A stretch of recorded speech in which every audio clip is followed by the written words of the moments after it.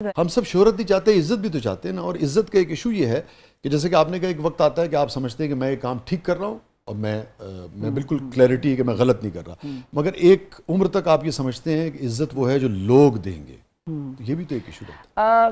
देखिए, इसका कहीं ना कहीं कनेक्शन तो है कि इज्जत, शोहरत लोगों से कहीं ना कहीं कनेक्टेड तो है। बात ये नहीं है कि लोग इज्जत नहीं देते। मुझे अल्हम्दुलिल्लाह कभी किसी इंसान ने मुंह पे डिसरिस्पेक्ट नहीं किया। सबने हमेशा इज्जत ही दी, प्यार दिया, बहुत ज़्यादा अप्रिसिएशन हमेशा मिली है। इनफैक्ट जब मैं मॉडलिंग में भी, when I came on the top, it was very appreciative सबके साथ। सुपर मॉडल है। हाँ जी, सुपर मॉडल। लेकिन जब शुरू में मैंने मॉडलिंग शुरू की, I come from a very humble background. So जिस तरह की सोसाइटी में मैं पली बड़ी हूँ, एक नॉर्मल मिडिल क्लास लोग, सफ़ेद पोश लोग। और आपके बारे में तासुर ये है, आपका ताल्लुक तो अशराफिया से, नहीं एलीट है। से। नहीं, कैसी बात, सीरियसली। इसी जगह को बात हो रही थी तो माधुरी से किसी ने पूछा कि सुना आप सलमान खान से ज्यादा पैसे लेती हैं। अच्छा। तो इंडिया में आपको पता है जी, फीमेल फिल्म स्टार्स हैं उन्हें कम मिलते हैं। हाँ। तो कहने लगी चलिए अब बात हो ही गई है तो समझने दे लोगों को। हाँ, बिल्कुल ऐसा ही है। पर अगर ये बात चली है तो चलने दो। होता ये था कि उस वक्त जब मैंने, आई वाज 16 इयर्स ओल्ड जब मैंने मॉडलिंग शुरू की, और अक्सर बहुत ही, और ज़्यादातर ये मुझे ख़वातीन से सुनने को नहीं मिलता था, मर्द हज़रात से।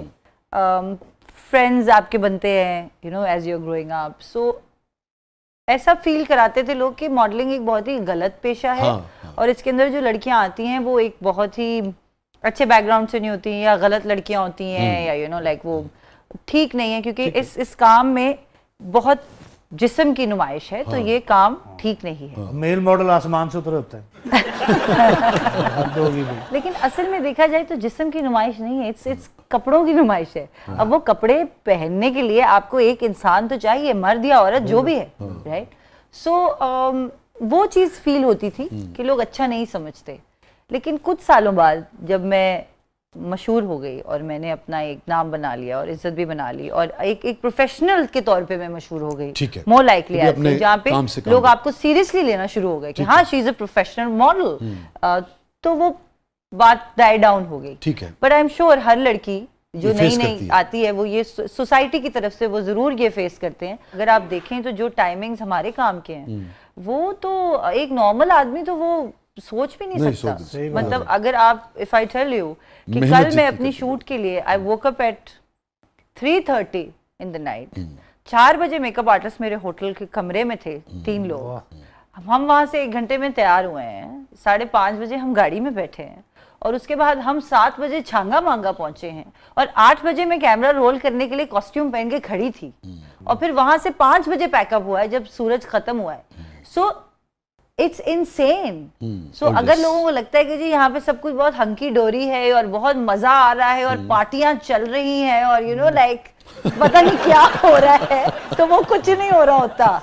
इट्स पेन, मतलब तकलीफ दे काम है बहुत। हाँ। और कभी ये हुआ आपको सामना इसका कि जो बहुत एजुकेटेड लोग होते हैं उनके यहाँ भी आदमी बाज़ औक़ात हैरान रह जाता है कि यार ये इतने पढ़े लिखे लोग हैं, मगर इस शोबे के हवाले से या आर्ट के हवाले से या शोबिस के हवाले से, आपने देखा होगा रोज़ टेलीविज़न पे चल रहा होता है, वो लोग जो इस शोबे के भी होते हैं उनकी भी राय इस शोबे के बारे में जो होती है, बंदा हैरान ही रह जाता है। उसके ऊपर आप क्या कहें? उनको थेरेपी की जरूरत है। उनकी अपने आप से कोई जंग चल रही है। तो छांगा मांगा में सिर्फ आपने शूट किया या अपना कुछ जानवर भी देखे? कोई जानवर नहीं देखे।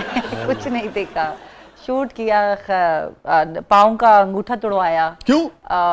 तो मैं एक फिल्म करने जा रही हूँ जिसका नाम है सेलम। और वो एक एक्शन फिल्म। सेलम सालम यार, too early for me to tell you guys that. लेकिन नाम भी नहीं ठीक बता रही हैं क्योंकि हम अभी श्योर नहीं है कि यही नाम होगा या नहीं होगा, but it's a name of a place they से। ठीक है। कहानी का नाम से कोई लेना देना नहीं है, ये मैं आप लोगों को बता दूं। सो इस पे इतना फोकस ना करें। तो किक विक मारी आपने किसी को?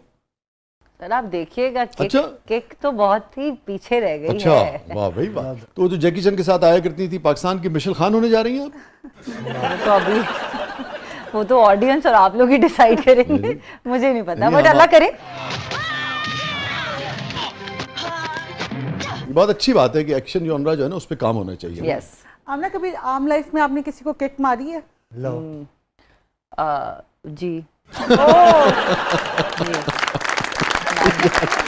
अब ये मत पूछना किसको, नहीं मैंने देखे नहीं पूछा। लेकिन बुरी बात हो जाएगी फिर। बहुत सी मॉडल्स के पेट पे लात मारी है आने के बाद।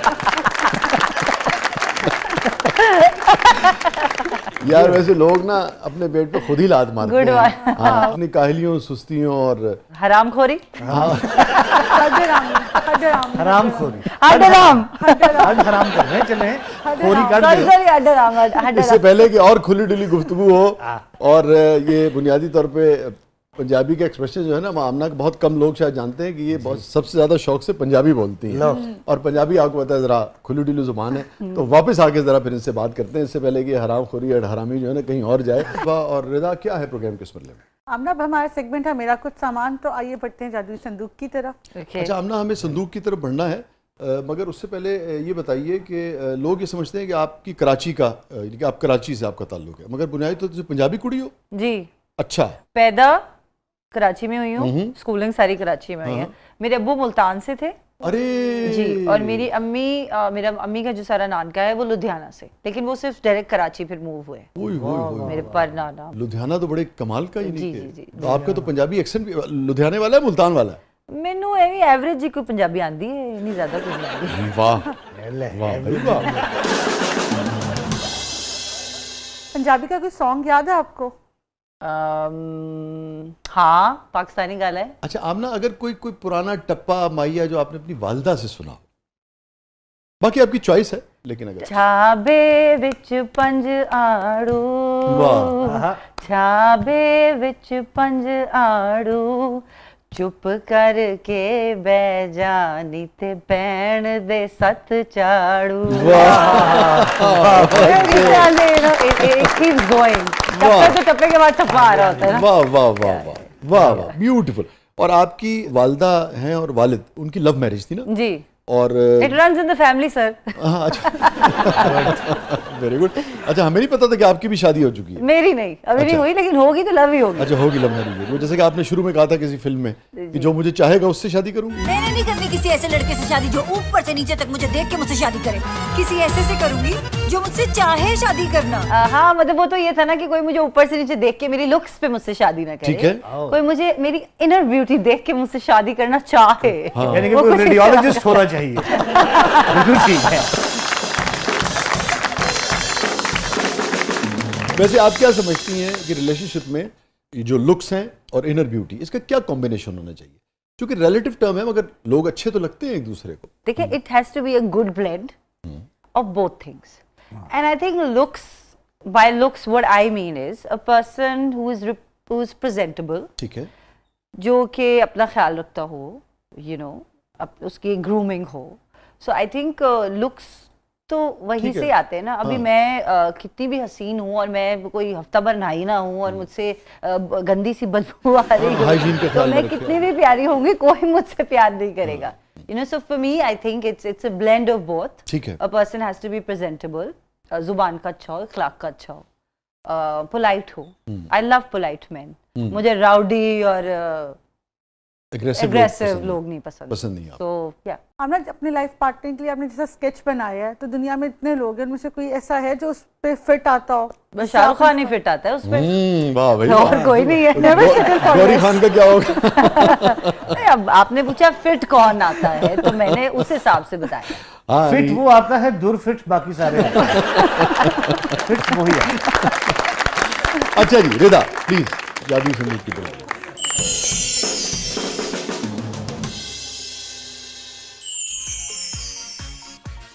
और आमना इलियास को शाहरुख खान जो है वो पसंद है, हाँ हाँ, ये है खबर आज। किसको नहीं पसंद हो। अच्छा जी, इसमें तो बड़ा कुछ है। देखते हैं आपको क्या याद आता है। ये अरे बहुत अच्छे। इससे लस्सी फेंटते हैं ना। देसी कुड़ी है। हाँ, तो इसके पीछे एक कहानी, एक राज है। तो मैं और मेरा भाई, मेरा एक ही भाई है, मुझसे 1 साल बड़ा है, और हम बहुत लड़ते थे बचपन में, सारे बहन भाइयों की तरह। पतला सा किचन था हमारा, जिसमें 2 लोग खड़े होते थे और लंबा सा काउंटर था, सिंक थी, चूल्हा था, कबर्ड्स थे। तो मैं सिंक में कुछ बर्तन कुछ कर रही थी, कुछ धो रही थी, क्या था, और हमारे घर में गेस्ट भी आए हुए थे। तो मेरी और उसको कुछ लेने आया है और मेरी उसकी कोई बहस हुई है, और ये हम छोटे हैं, टीनेजर्स, मेरी उसकी कोई बहस हुई है और हम वैशी मारते थे एक दूसरे को, ओए होए लाइक WWF हमारे घर में। बंदा आपको राउडी नहीं चाहिए। क्या कहने। ये एक्सपीरियंस के बाद मैं यहाँ तक पहुंची हूँ। एग्जैक्टली ये बात है। उसके पीछे वजह है कि बंदा मुझे राउडी नहीं चाहिए। Okay. मैं खुद बड़ी राउडी हो जाती हूँ। एक छत के नीचे एक ही राउडी चल सकता जी, है। तो उसने पता नहीं क्या हुआ कि उसने मुझे कोई चांटा मारा ओए होए जोर का, और मैंने वहां पे कोई ग्लास या कप पड़ा था उसको वो मारा। इतनी देर में जी गुत्थम गुत्ती हम दोनों हो गए। मेहमान भाग गए।